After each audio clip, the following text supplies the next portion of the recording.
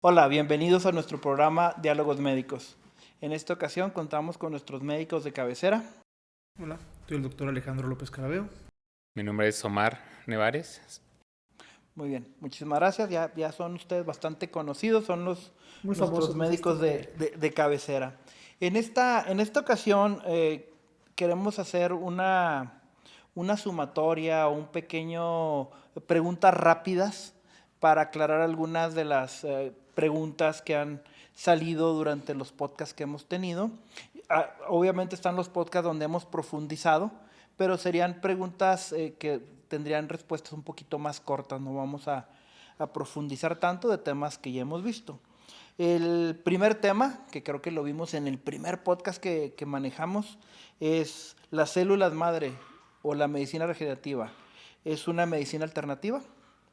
Okay. Muy importante y muy buena pregunta. No, yo creo que la medicina alternativa usualmente se considera toda esta rama de la medicina que sale de los estudios tradicionales, es decir, todos estos tratamientos, procedimientos que poner desde lo naturista, desde hasta algunos tipos de terapias físicas que no tienen un fundamento o no están basadas en el método científico.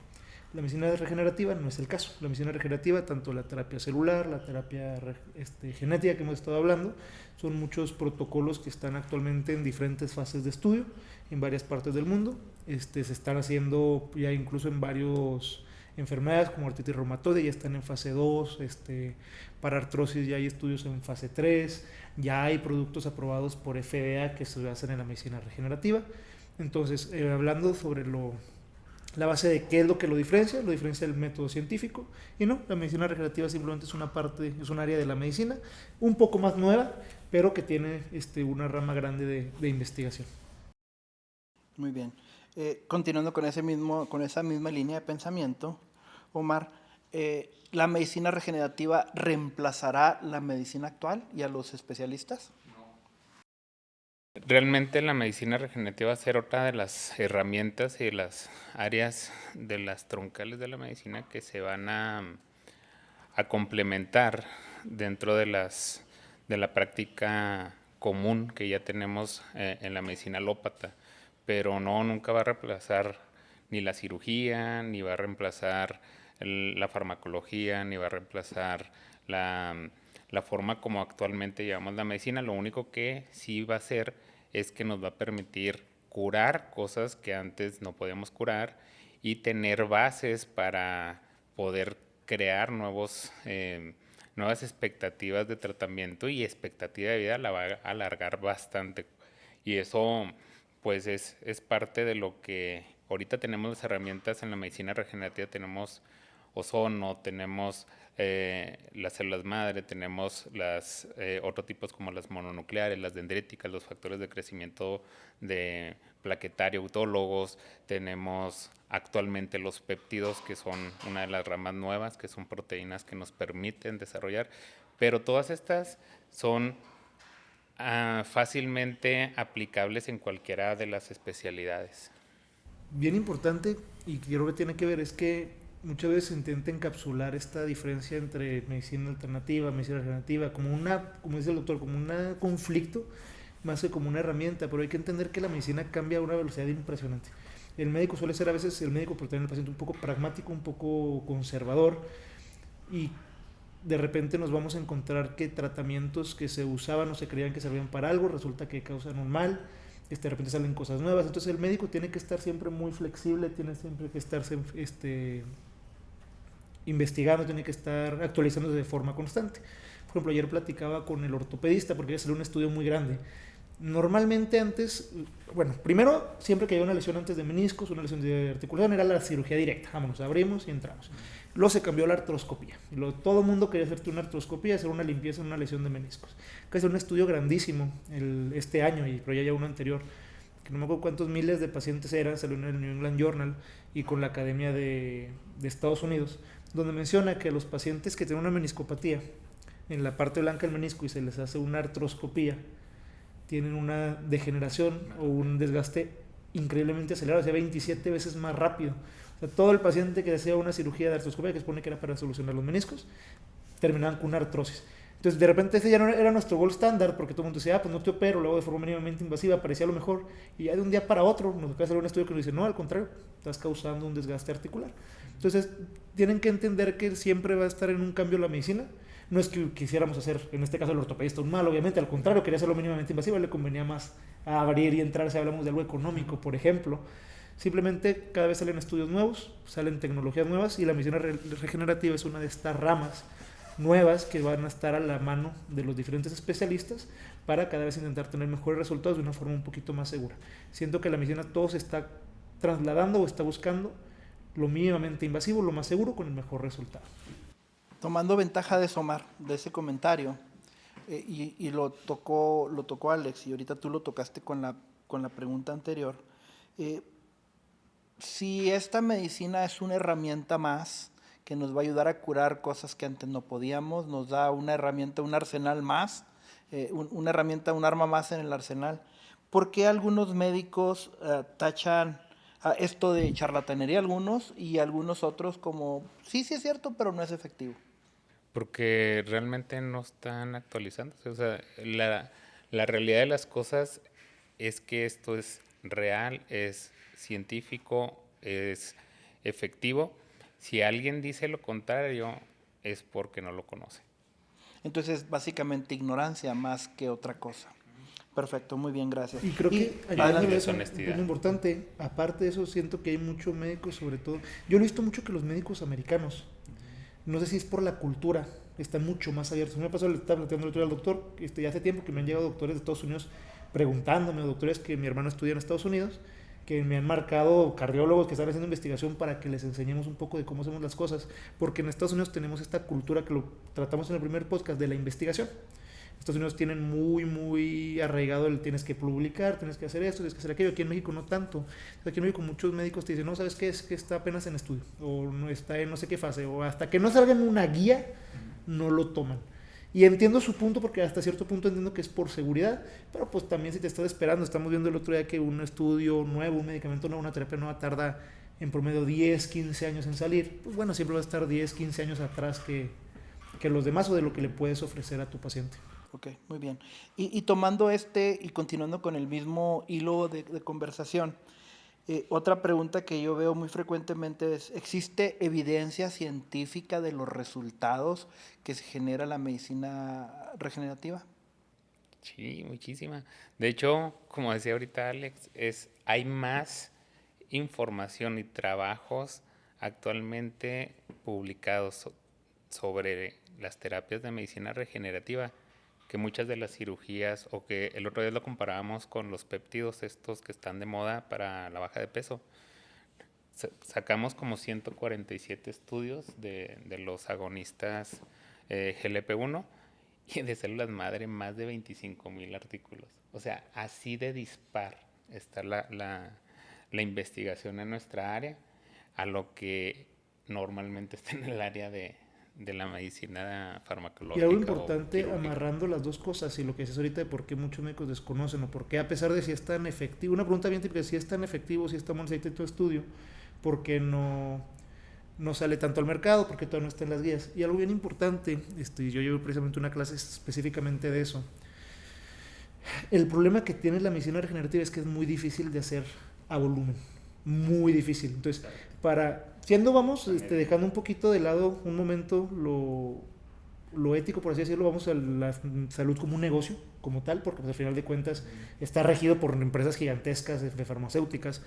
Para mí como farmacéutica, si yo no puedo hacer un producto que pueda hacer a volumen, que lo pueda sacar a volumen a vender a lo loco por aquí, por allá, con ciertos cuidados, por el dinero que yo voy a invertir en investigación en eso, o por el dinero que yo voy a tener que invertir, o los años que voy a tener que invertir, como decíamos ahorita, 10, 15 años, pues no va a ser rentable.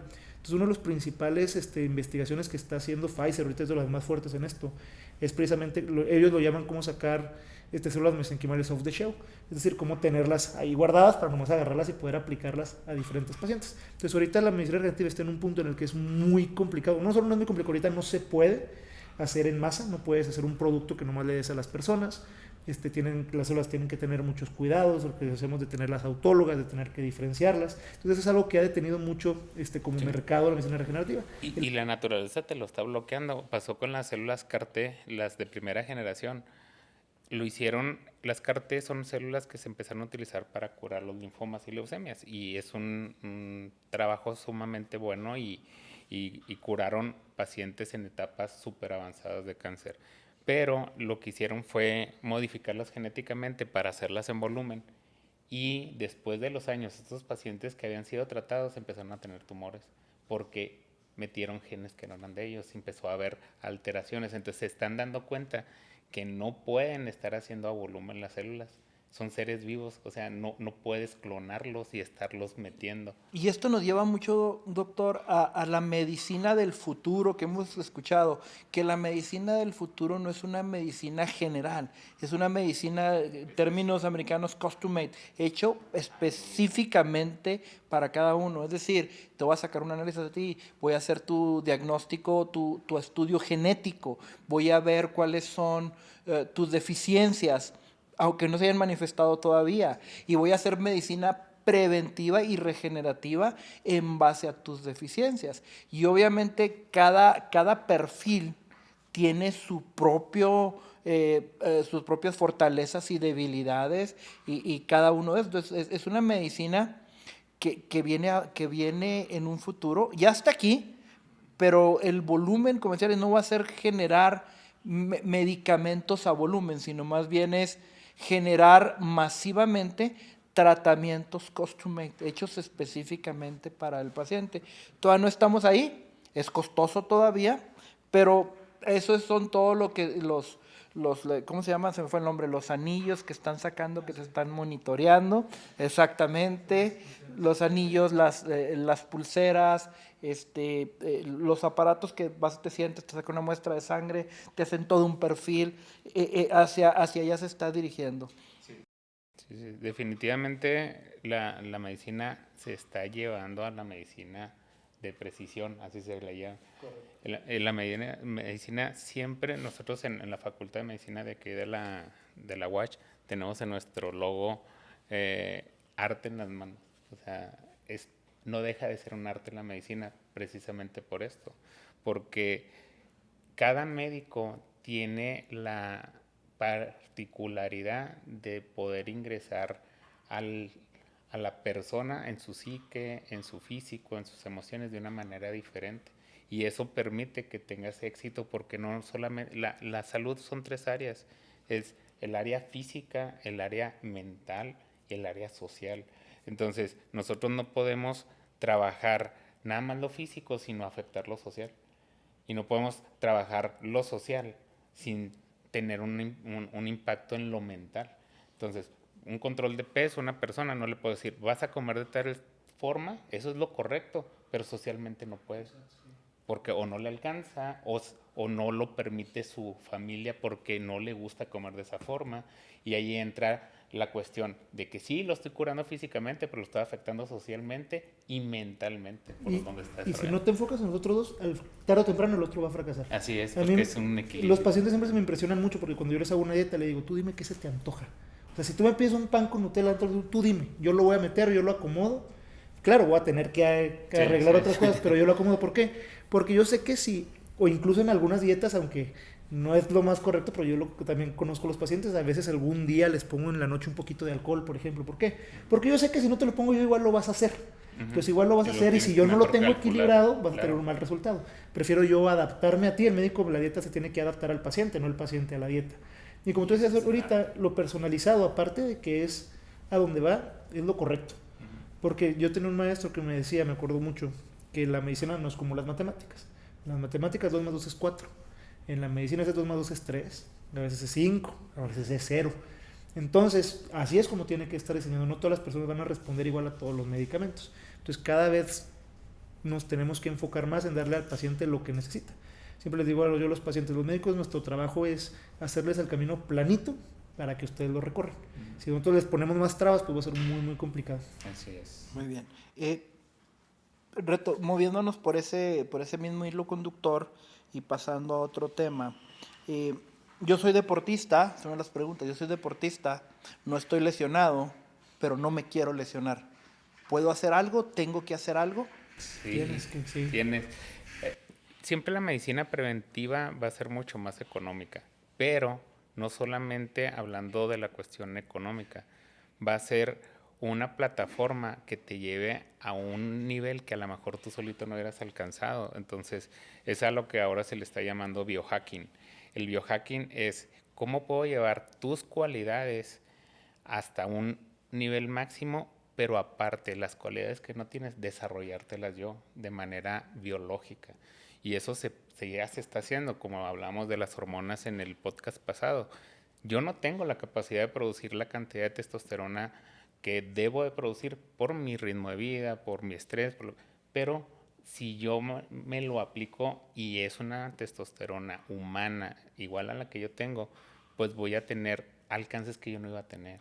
Entonces, eso ya es un biohacking. Si yo pongo células madre en mi rodilla y ahí nunca van a llegar, no hay vasos sanguíneos, ya es un biohacking. Ya voy a tener un cartílago mucho más poderoso, mucho menos desgastado antes de que haya una lesión. Entonces, ayer me preguntaba una persona, me decía, doctor, ¿por qué usted no está enfermo? Y pues porque me cuido. No, realmente es eso, o sea, ¿qué hago? Busco antes de enfermarme, pues ya ahí me estoy poniendo en las rodillas, no me duelen las rodillas. Ahí me estoy midiendo mis hormonas. No tengo diabetes, no tengo hipertensión, no tengo obesidad, pero no porque no tenga los predisponentes, sino porque realmente estoy haciendo cosas que me permiten hacerlo más sencillo, como dice Alex, sin un terreno de piedras. Entonces sí está mucho más fácil que no se me antojen cosas si me pongo una proteína que me quite el hambre, ¿no? Y yo creo que todos los médicos hemos pasado por algo, y es diagnosticarle a una persona, sobre todo mayor normalmente, varias cosas. O sea, que nunca se ha tratado y llega, le diagnostica diabetes, hipertensión, no sé qué. Y lo primero que te dicen siempre, me ha pasado 1000 veces, es: oye, doctor, pero ¿por qué tantas cosas? Yo nunca ni siquiera había tenido que ir al médico, nunca he ido al médico. Exacto, ese es el problema, el que el médico ahorita lo vemos como tengo un problema, voy al médico. No, el médico su enfoque tiene que ser preventivo, estarte checando metabólicamente tus laboratorios, que no traigas resistencia a la insulina, que no traigas problemas de colesterol, triglicéridos, si hay un dolor. Hay pacientes que de repente hasta son bien exagerados y les duele cualquier cosita y van. Y sí, son hasta a veces incluso podría usar la palabra latosos, pero hasta eso jamás se ponen grave de nada porque cualquier cosita luego se les estás acomodando en su lugar. Entonces el médico tiene que, aparte de, como dijimos ahorita, cambiar algo personalizado, tiene que cambiar su perspectiva hacia algo preventivo y la gente verlo como eso. Perfecto. En podcasts anteriores hemos hablado mucho del beneficio de la reproducción celular, del cultivo celular autólogo. Pero también en el podcast mencionamos, pero a veces el paciente por su edad o por su condición, sus células no son viables de reproducirse. Y entonces tendríamos que entrar a las células no autólogas, es decir, algunas células de placenta o algunas células de algún familiar. Y esto se ve como contrapuesto a todo lo que hemos estado diciendo, donde, oye, pues lo autólogo es mejor porque son tu propio organismo, no hay rechazo. ¿Cómo conciliamos esas dos cosas? Es que realmente aquí no es tanto que le voy a meter células de otra persona, es cómo voy a trabajar con esa persona si esa persona ya no tiene una reproducción celular. Por eso seguimos estudiando.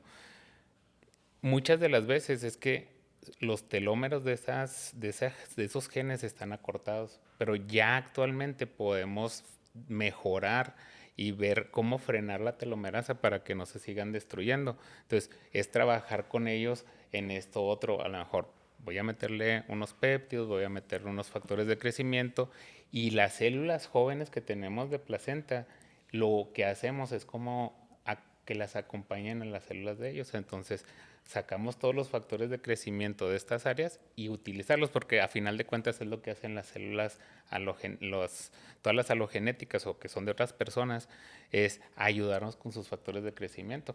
Sacamos los Y factores de porque crecimiento. muchas veces es un puente, aparte. Como decíamos también en eso, cuando hablamos de los cultivos, las células funcionan mucho por el efecto parácrino que estaba comentando el doctor, que son estas sustancias, estas proteínas que sueltan. Entonces, si yo tengo un paciente que tiene una enfermedad autoinmune, está inflamado, es diabético, tiene una enfermedad renal, sus células están completamente golpeadas. pero yo tengo que ayudarle en este momento a mejorar su estado metabólico general, su estado inflamatorio. Esta célula, si yo meto una célula, ahorita, como dijimos ahorita el doctor, o de placenta o de alguien que está sano, a lo mejor la célula no va a sobrevivir, se va a morir, pero los puros factores de crecimiento que va a soltar me va a ayudar a que las suyas funcionen mejor, y a veces una vez que lo podemos mejorar, lo podemos estabilizar un poquito, de hecho nos brincamos a usar las de él. Yo puedo poner el ejemplo, es como de si te quieres ir de aquí a California, lo mejor es irte en avión, pero si tienes que ir y no hay avión, pues te vas a ir en camión. Entonces es lo mismo, aquí realmente sí, si sus células, las de él, están muy funcional, es una persona sana o solo están creciendo bien, obviamente nos vamos a intentar con las de él porque es mejor, pero si no, podemos usar estas herramientas que es para mejorar las suyas. Sí. Entonces no podemos satanizar las células que no son halógenas, sino más bien es un complemento, se complementan. Todo es igual ahorita como la pregunta que decías de las si van a desaparecer otras especialidades, no. Todo esto es una medicina complementaria, son herramientas aunadas a lo que ya tenemos. Primero salieron las células madre que eran heterólogas, o sea, de otra especie, y ahí se observó, y es lo que se está usando ahorita muchos de los péptidos o las hormonas. En su momento la insulina de porcino era la que se usaba. Pues ya se vio que, pues sí, en su momento sirvió, mejoró, pero es mucho mejor la insulina de recombinante humana. Y luego ya ahorita vemos que esa ya ni siquiera es, ya esta recombinante la modificaron y trae las glarginas que son humanas, pero con un péptido que te estabiliza esa proteína más largo. Y así, o sea, va a seguir habiendo cambios, mejoras en la ciencia, y lo que está pasando es que las células alogenéticas, pues fue antes de las células en los cultivos autólogos, por lo que dice Alex, es bien complicado pues hacerlo en volumen. Entonces, ¿qué se podría hacer? Pues en volumen las otras que crecen hasta de verlas, ¿verdad? Sí. Ok, muy bien. Ahorita mencionaste péptidos y he visto algunas preguntas acerca de los péptidos. ¿Qué son los péptidos? ¿Cómo se aplican? ¿Para qué patología se usan los péptidos? Okay. Los péptidos, porque esa es una muy buena pregunta. Los péptidos son cadenas de aminoácidos. En pocas palabras, son proteínas. Y cómo funcionan, a diferencia de un medicamento, por ejemplo, si yo meto un ketorolaco, que va y el ketorolaco como tal es el que hace el efecto a nivel celular o a nivel molecular. El péptido lo que hace es que entra, estimula los receptores de nuestro cuerpo, nuestras células, y hace que nuestro propio cuerpo haga una función. Ejemplo, ahorita uno de los que ya están, antes de entrar a los otros tipos, que los que comentaba el doctor, que ya están muy usados, son muy aprobados, son muy famosos, son los GLP-1, que son para bajar de peso. Semaglutide Ozempic, Mounjaro, estos lo que hacen es que entran, actúan sobre los análogos de glucagón y funcionan estimulando la producción de insulina, mejorando la sensibilidad, aumentando la lisis de grasa para bajar de peso, pero como tal la molécula no es la que hace la acción, sino que la molécula llega y estimula a nuestro cuerpo para hacer esta acción. Actualmente se pusieron mucho de moda, sobre todo en Estados Unidos, porque empezaron a salir péptidos para varias cosas, para regeneración de tendones, músculo, para función sexual, por ejemplo. Hay uno muy famoso que se usa en hombres que tienen dificultad sexual, ya sea por estrés, cansancio, sobrepeso. De hecho está aprobado por FDA en mujeres que usan anticonceptivos, antidepresivos, porque quita mucho el apetito sexual, o mujeres que están perimenopáusicas, que es gente que batalla mucho muchas veces en la relación de pareja, porque no pueden mantener relaciones, ya sea por estado mental, estrés, cansancio, y estos péptidos actúan a nivel del cerebro, no mejorando la función como tal, por ejemplo, en el hombre la erección, sino que entran, estimulan ciertas áreas del cerebro y quitan una inhibición y ayudan con el deseo sexual. Hay de diferentes tipos, se ponen de diferentes formas. Hay unos que son nasales, como la oxitocina, el Mounjaro, que es aplicado, la gran mayoría son subcutáneos, se ponen como inyección igual que el Mounjaro, pero hay de diferentes tipos. Pero algo importante es, igual como estaba comentando ahorita el doctor, que es una herramienta y que hay investigación. Hay péptidos, ahorita están saliendo muchos, hay de todos tipos, para muchas cosas. También ahí tenemos que tener mucho cuidado, porque hay muchos que están muy estudiados, como los GLP-1, como el PT-141, que también ya está aprobado. Hay otros que ya están, hay estudios en varias fases, como el TB500, el BPC-157, y hay otros que de plano hay pruebas en animales, pues que tenemos que tener un poquito más de cuidado al usarlos. Que algo esté de moda no significa que sea todo bueno, pero sí significa que ha tenido un buen beneficio. Es que mira, todas estas técnicas nuevas se han desarrollado a partir de la biología molecular. Entonces, cuando nosotros empezamos a tener el conocimiento de la proteómica, genómica, metabolómica, todas estas ómicas, que es la biología molecular, nos han dado la oportunidad de ahora saber este microcosmos, dónde actúa, cómo actúa y cómo obtenerlo. A mí se me hace una forma muy sencilla de lo... Empiezas a... Primero no sabíamos cómo hacerlo del DNA y luego a este hombre se le ocurre hacer la polimerasa y aumentó ese campo que tú lo tenías que ver. Haz de cuenta, desde la luna tú quieres ver el techo de tu casa. Pues era imposible verlo. Entonces, pero si lo replicas millones de veces, alcanzas a ver alguna de esas. Entonces, eso es lo que es la reacción de la polimerasa. Y este hombre, al crear eso, destapó toda la ciencia a nivel de proteínas. Entonces, lo que se está haciendo, haz de cuenta ahorita, el agarrar una proteína. Todas las proteínas tienen una estructura tan compleja que no sabemos dónde y cómo actúan, y si se muta o se torce tantito ya cambia su función y su actividad. Entonces empezaron a hacer con los pedacitos de DNA. El DNA es el que da el mensaje para que se forme la proteína. Entonces, ese es como un anzuelo, como tu gusanito en una caña de pescar. Entonces, tú tiras el anzuelo, el gusanito, y va a llegar el pedazo de RNA, la transcriptasa, para codificar esa proteína. Pues cuando llega se trae la proteína también. Entonces empezaron a jalar proteínas de todos lados y empezaron a ver cómo funcionaban y dónde funcionaban. Entonces tú ya puedes ir a ese mar de proteínas y jalar ese pedacito y decir dónde va a actuar. Y luego lo voy a meter en esto. Ay, mira, está produciendo mejor piel.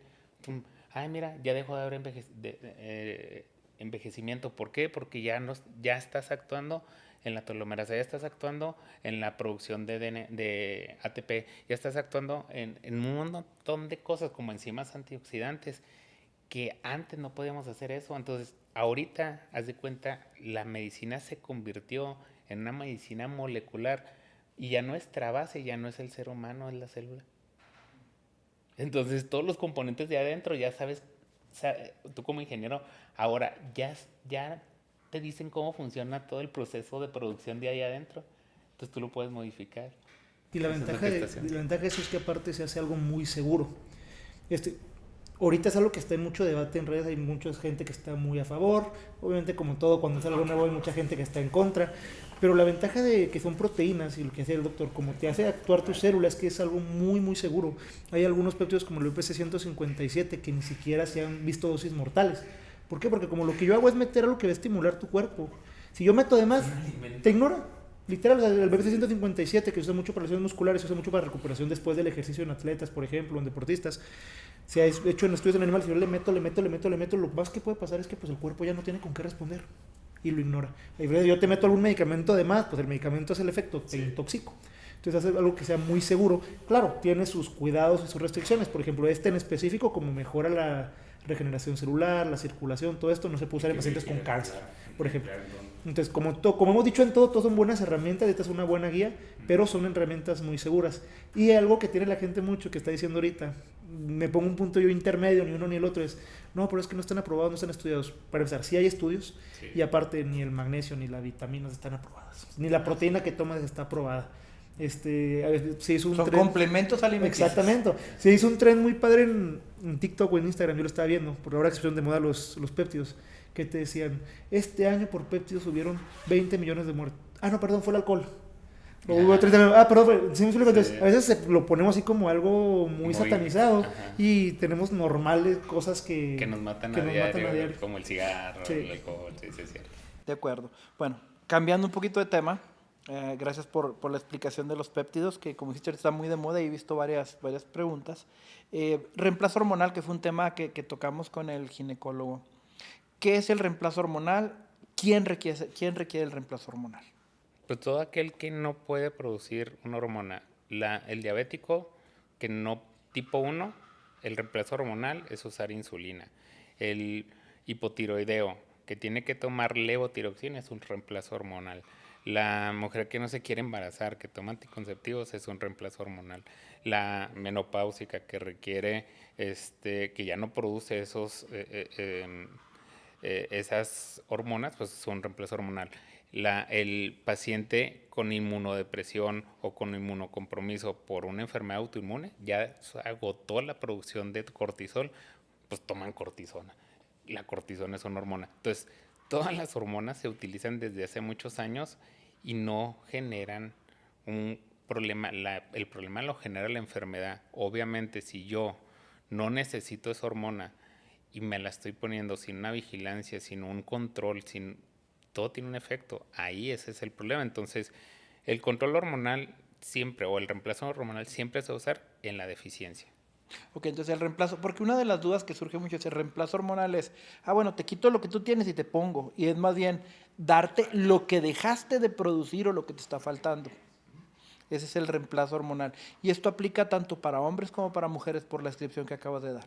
Sí, en niños también. Y en hombres es bien importante, porque el hombre suele tener muchos conflictos o muchos problemas, sobre todo en ese aspecto que no habla.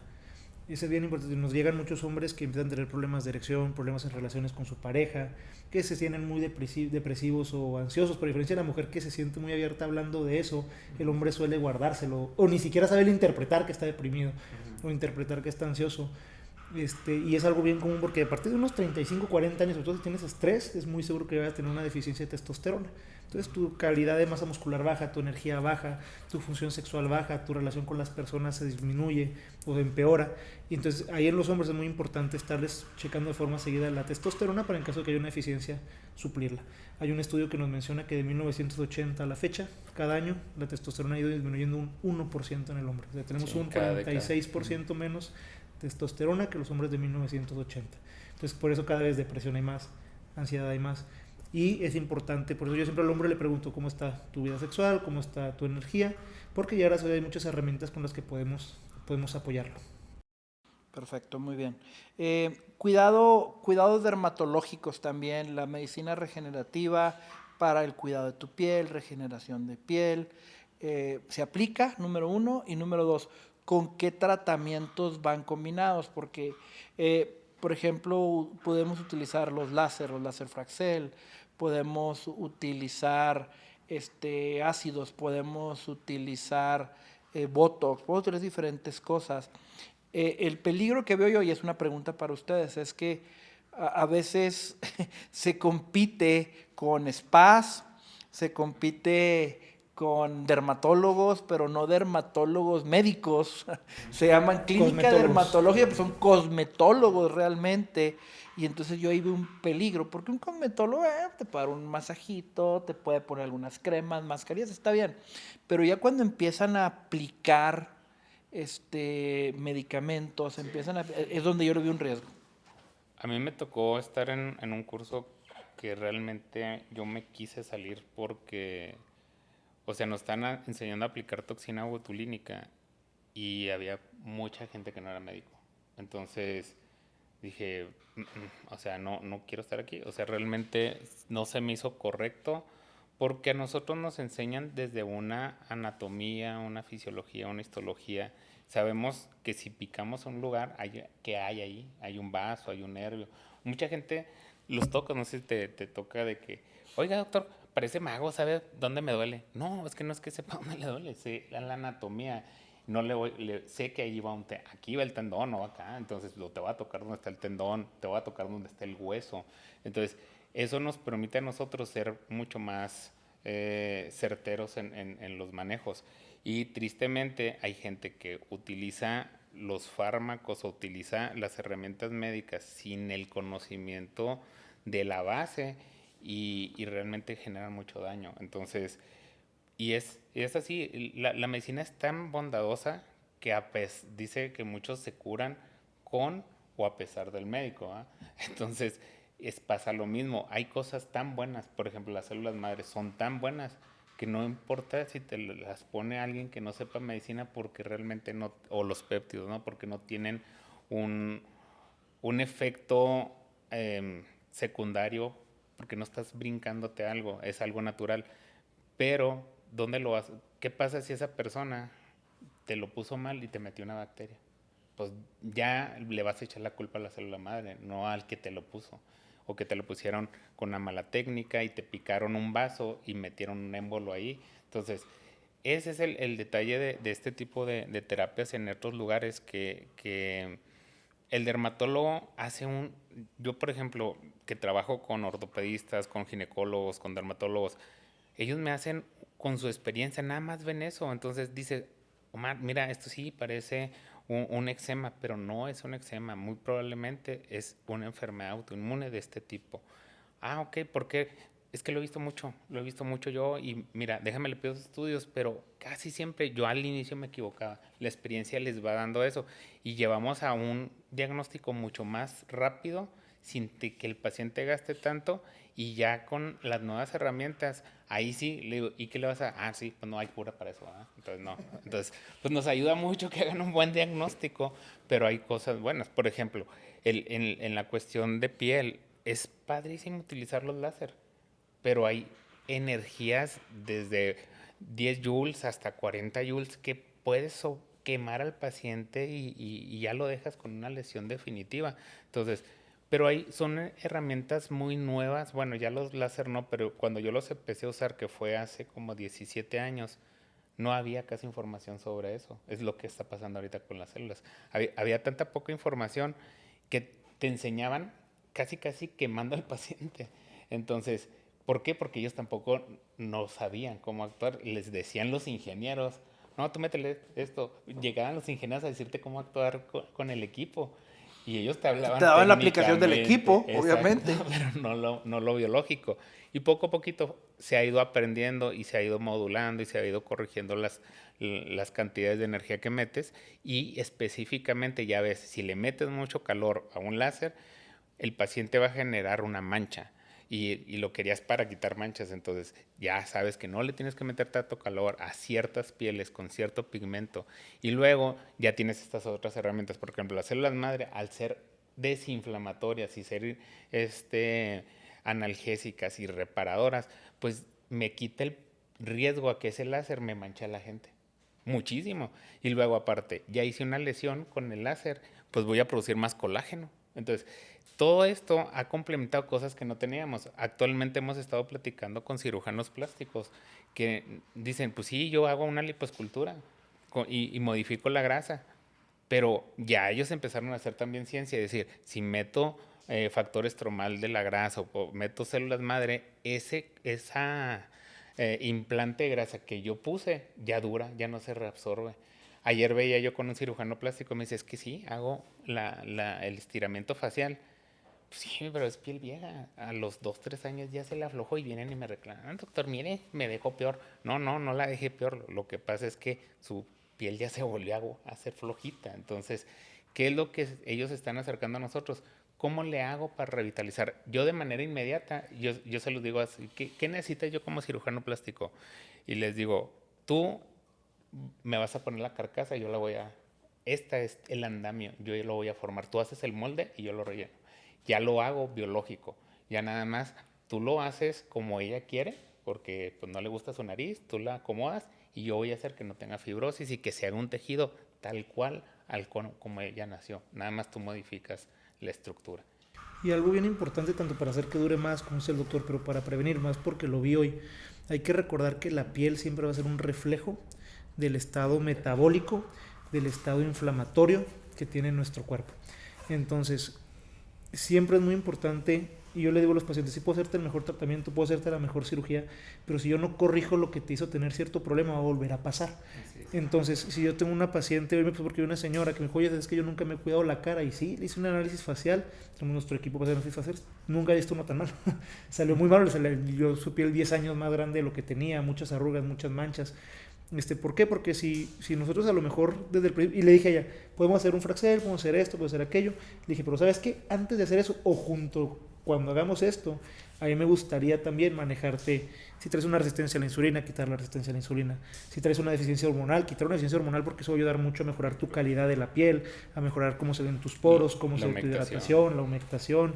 Me gustaría, si tienes sobrepeso, es un estado inflamatorio, te mancha también incluso el cuello, te hace manchas negras, vamos a manejar tu sobrepeso, que bueno, las manchas negras son por la resistencia a la insulina, pero no, muchas veces pueden ir de la mano. Hacer ejercicio, el puro hecho de hacer ejercicio mejora mucho tu hidratación. Entonces, aún si quieres hacerte una cirugía, si quieres hacerte un procedimiento estético, lo que sea, es muy importante para que te vaya bien, para que dure y se vea mejor, y aparte por salud, usar un buen manejo hormonal, usar un buen, hacer ejercicio, controlar tu peso. Lo hormonal causa mucho problema, por ejemplo, a nivel de la piel, y muchas veces no lo vemos. Sabemos todos que la deficiencia hormonal o unas hormonas mal reguladas causan acné, pero también causan una piel seca, también causa caída de cabello, también causa problemas en las uñas, no es solo el acné. Entonces, el tener un buen manejo hormonal, un buen control de peso, una buena dieta, un buen control metabólico en general, te va a ayudar a que lo que te hagamos funcione más tiempo, mucho mejor.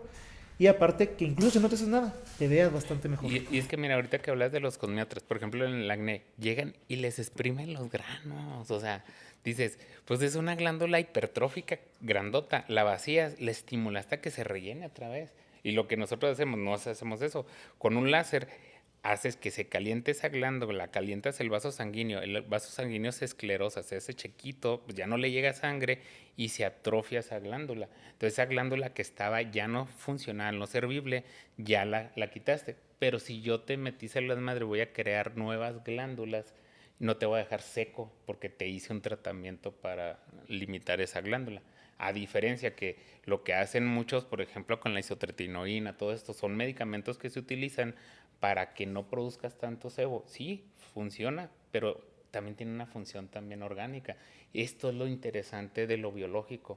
Corriges el problema como médico, el dermatólogo ya me dejó para toda la infección, para toda la seborrea, para todo eso. Ahora me toca a mí tratar el terreno biológico. Hago mi láser, disminuyo la hipertrofia de la glándula sebácea, pongo mis células madre, creo nuevas células de manera correcta con una glandulita pequeñita, ya no está deshidratada, produje colágeno, se guardó el agua, esa piel va a actuar completamente diferente, ya es una reingeniería de la piel. Por eso les decía mucho de la palabra biohacking, o sea, haces un hackeo del terreno biológico. Que en español se puso muy famosa la palabra, en vez de biohacking, optimización. Ah, okay. Estamos optimizando. Viene en inglés todo lo que leo. Sí, pero optimización.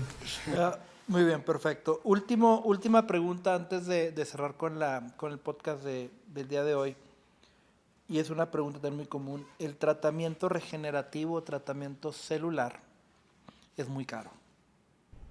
Yo creo que no. Hay diferentes formas de hacerlo, hay diferentes dosis, diferentes formas de aplicarlo, dónde lo quieres poner. Varía mucho, tampoco puedo decir te cuesta tanto porque un tratamiento celular puede ir de aquí hasta acá. Pero y eso fue algo que tú mismo me dijiste. Sí, es inversión. Exacto. Y aparte que es inversión, ¿comparado con qué? Sí. Claro, si te lo comparo a lo mejor con un ozono o con un paracetamol, sí, pues sí va a ser caro. Pero si te lo comparo con una cirugía, que es lo que estamos previniendo, el doctor siempre les pone el ejemplo a los pacientes del infarto, si lo comparo con un cateterismo, te va a salir no solo no caro, te va a salir muy barato. Muy barato. Es costo-beneficio. Correcto. Perfecto. Excelente. Muy bien. Pues muchas gracias por la respuesta del día de hoy. Tratamos de cubrir varios temas que han sido preguntas para nuestros escuchas.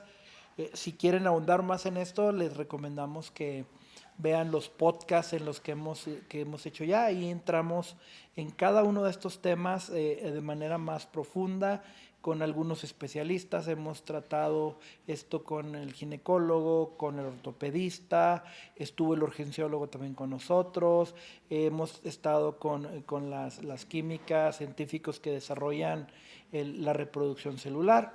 Si quieren entrar un poquito más a detalle, les agradecemos mucho su atención y recordándoles que la intención de este programa es que ustedes conozcan más, darles más información para que tengan una vida más plena. Gracias. Muchas gracias.